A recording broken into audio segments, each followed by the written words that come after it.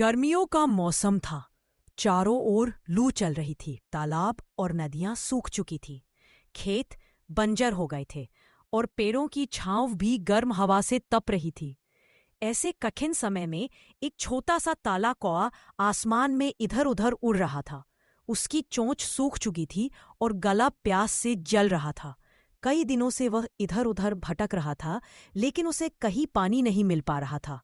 कौवे ने पहले खेतों के किनारे तलाशा, फिर गांव की गलियों में उड़कर गया, लेकिन हर जगह सूखा ही सूखा था। उसकी आंखें थक चुकी थीं और पंख भी भारी हो गए थे। उसे लगा कि अगर अब पानी न मिला तो शायद उसकी जान चली जाएगी। उसी समय उसे एक छोटे से बगीचे में पुराना घड़ा दिखाई दिया।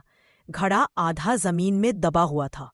कौआ खुशी से फड़फड़ाता हुआ नीचे उतरा। उसने घड़े के अंदर झांका तो देखा कि घड़े में थोड़ी सी ही पानी की बूंदें बची थी। पानी इतना नीचे था कि उसकी चोंच वहां तक नहीं पहुंच पा रही थी। कौआ बहुत परेशान हो गया। वह बार बार कोशिश करता, लेकिन असफल रहता। एक पल के लिए उसने सोचा कि हार मानकर उड़ जाओ, मगर प्यास इतनी अधिक थी कि वह हार नहीं मान सका। तभी उसके मन में एक विचार आया। उसने इधर उधर देखा तो बगीचे में छोटे छोटे कंकड़ पड़े थे। कौवा ने तुरंत अपनी चोंच से एक एक कंकड़ उठाकर घड़े में डालना शुरू किया।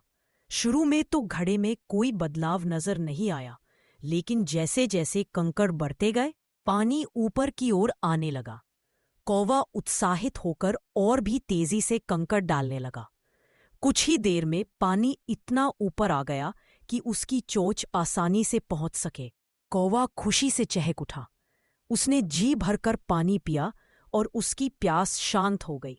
अब उसका शरीर ताजगी से भर गया था और आंखों में नई चमक आ गई थी। उसने आसमान की ओर देखा और सोचा कि मेहनत और समझदारी से हर समस्या का समाधान निकाला जा सकता है। उस दिन कौवा ने न सिर्फ अपनी जान बचाई, बल्कि एक बड़ी शिक्षा भी पाई। मुश्किल समय में घबराना नहीं चाहिए। अगर हम धैर्य और बुद्धिमानी से काम लें तो हर कठिनाई को पार कर सकते हैं।